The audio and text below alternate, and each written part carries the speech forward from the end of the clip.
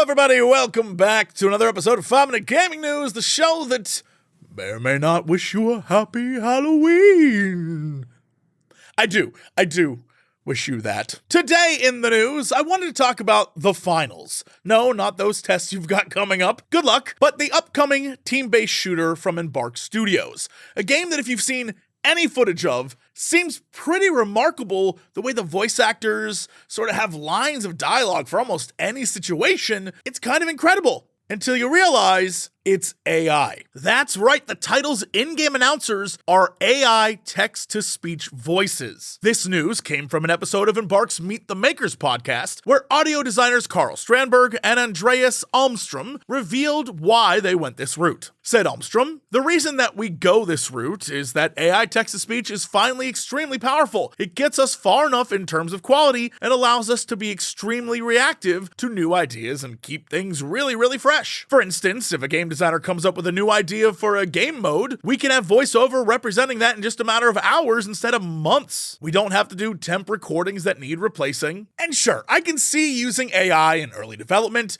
for like scratch tracks or temporary placeholders while you're making the game, but when you get to the point that you actually are going to launch and you need real actors to come in and do those characters, you should have real actors come in and do those characters. Because I'm gonna let you know, news like this does not land well in the voice acting community." Said voice actor Zane Schacht, "Why the fuck do AI voice people act like hiring voice actors is some kind of arcane ritual? We could have that in hours instead of months? Bro, just send me an email and we will work with you. I've knocked out entire games worth of audio in a 2-hour session. It ain't deep." And even Gearbox's narrative director Sam Winkler weighed in on the matter. "Shipping content with AI VO is bad, flat out. Especially for a game that has so clearly polished every other aspect of its presentation to a gleaming finish. This sticks out like an infected thumb." Meanwhile, there's a whole dev video from Embark Studios that emphasizes the process and importance of collecting sound in authentic environments. But I guess that authentic sound doesn't include living people? Here's the thing you need to understand.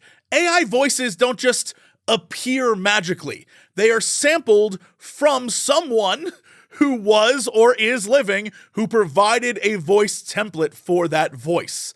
And then the rest is just digitized. This is literally one of the major points that led to SAG-AFTRA voting in favor of authorizing a video game strike just last month. Hell, even the government is taking some steps to ensure that AI remains a tool and not a disruptive replacement. I get wanting to have a job, in this case VO, done fast. I get wanting to have extra reactive VO that, can be there for any situation. I get all that, but going down the path of AI is a frightening step into the future and one that we should all be really concerned about. Especially when, shouldn't AI be doing jobs that suck? Not jobs that people want, you know what I mean? Like, what about sewer bots? Can't we get sewer bots so people can do other things besides cleaning sewers? I don't know, man. I'm just spitballing here. And speaking of the future, a good future, at least for me, is on the way, as we have information now from Remedy's recent financial reports that a Max Payne 1 and 2 remake are in the works. Announced back in April of last year, the remakes of Max Payne 1 and 2 have progressed into the production readiness stage, according to the financial report. Shared Remedy Entertainment, "We have gained clarity on the style and scope of the game, and we have an exceptionally well-organized team working on it. With these accomplishments, we are excited about the project and its future success." Now, these remakes are in partnership with Rockstar Games, who will mostly be handling the finances and publishing the games, while Remedy focuses on the development and design. Moreover, the Max Payne remake will also be developed on Remedy's Northlight game engine, the same engine that was used to develop Control and Alan Wake 2. And based on everything we've seen with Alan Wake 2,